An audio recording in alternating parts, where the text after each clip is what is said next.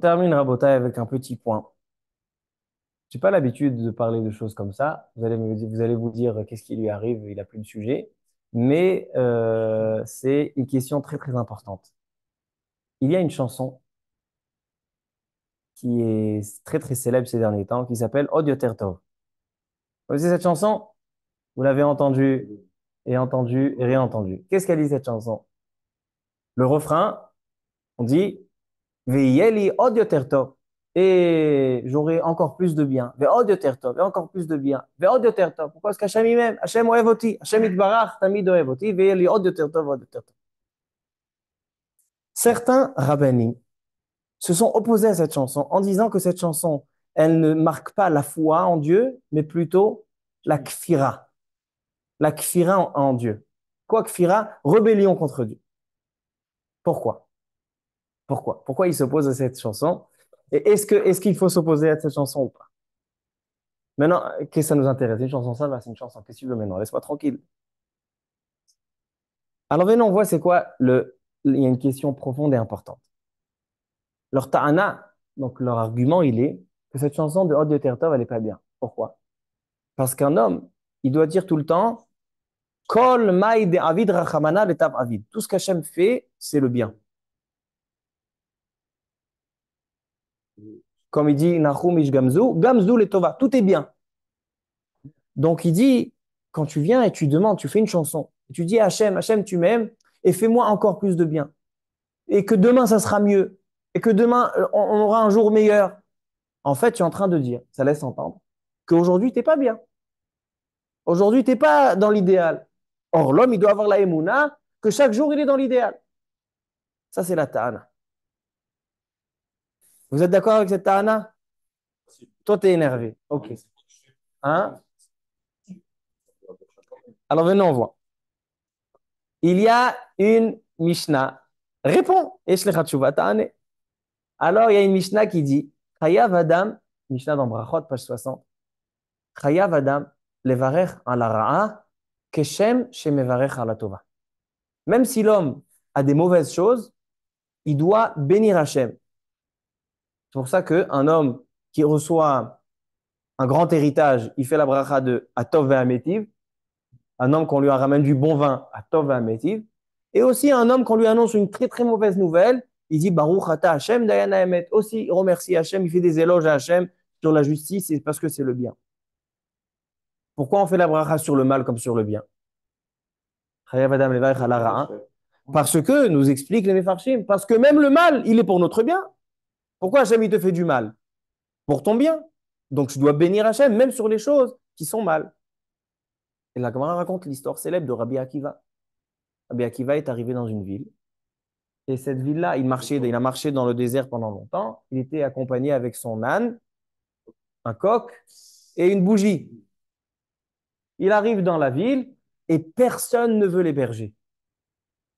Imaginez-vous aujourd'hui, Rabbi Akiva, il se balade. On va se battre pour avoir Rabbi Akiva à l'auteur de Torah Shebé Alpé. Non, la ville, il ne voulait pas.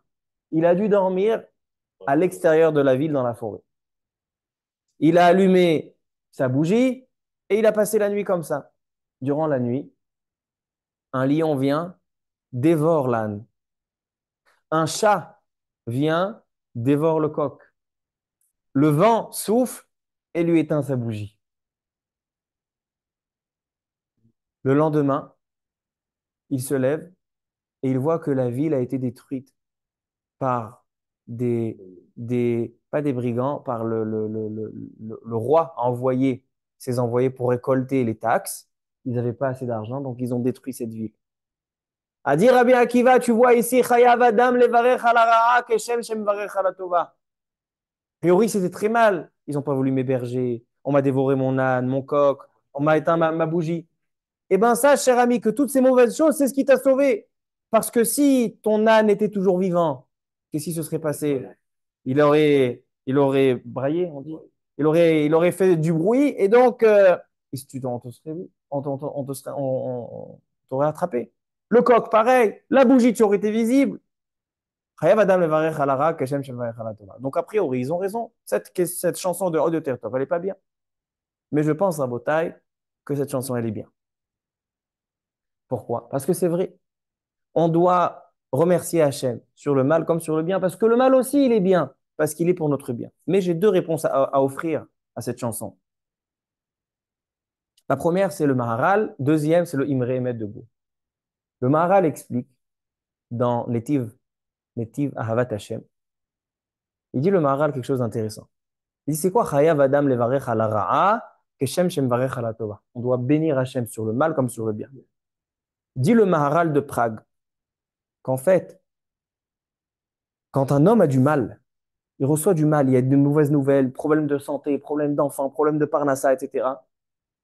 C'est vrai que par rapport au Mekabel, c'est-à-dire celui qui reçoit le réceptionneur, c'est mal. C'est mal. Le réceptionneur, il souffre.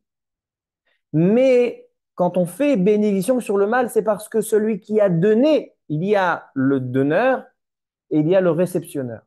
Celui qui réceptionne ce décret, pour lui, c'est mal.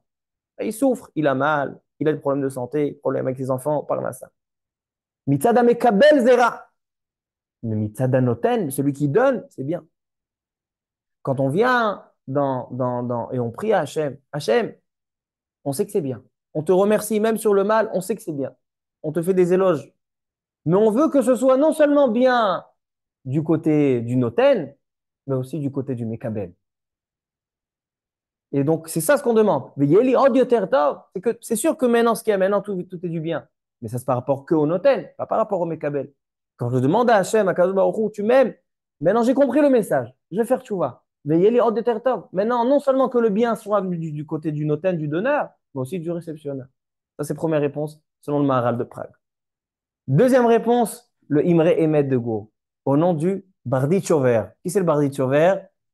Bleivi Yitzchok mi Barditchov. Qu'est-ce qu'il dit Bleivi Yitzchok mi Barditchov? Il dit quelque chose de magnifique. Yaakov Avinu, dans Parashat Vaishlach. Yaakov Avinu, il fuit Esav. Esav veut le tuer. Il fuit. Il vient, Yaakov Avinu, il prie à Hachem. Il se plaint. Il dit Akash Baruch Hu, Ve'ata amarta etev etiv einach. Akash Baruch Hu, tu m'as dit que tu allais me faire du bien. Qu'est-ce qui se passe? Hein?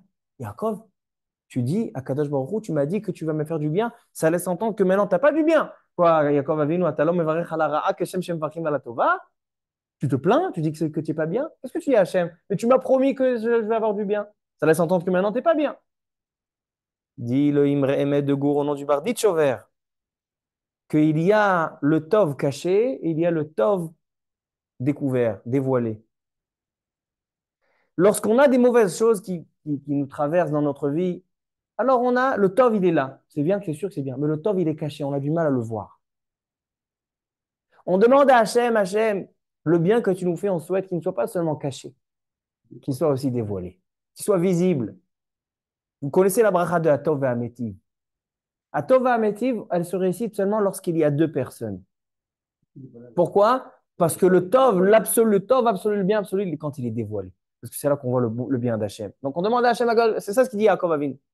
Etev, Etiv Imar. Pourquoi il dit deux fois le mot Etev?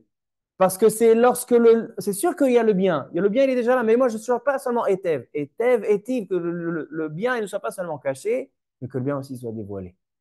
Alors voici les deux réponses. En fait, cette question-là qui découle de cette chanson, peut-être ça aurait été pas important. Mais le message, il est important. C'est que c'est vrai, c'est une question de Emouna. C'est sûr qu'on doit remercier Hachem et savoir que toutes les choses qui nous traversent dans notre vie, c'est tout du bien. Maintenant, est-ce qu'on doit demander pour amélioration? La réponse, elle est oui, on peut demander pour amélioration. Pourquoi? Parce que, selon le Maharal, il y a le bien du côté d'Akadash Baruch Hu, et ce qu'il nous fait, c'est du bien. Mais du côté du Mekabel, pour nous, c'est vrai que c'est le donneur, il en est pour le bien, mais nous, on le réceptionne comme du mal. On souhaite que des deux côtés, ce soit bien. Et le Imremet dit que ce ne soit pas seulement caché, c'est aussi dévoilé. Donc, on veut continuer à chanter Od Yoter Tov, Od Yoter Tov, Od Yoter Tov. Baruch Adonai Le'olam, Amen ve Amen.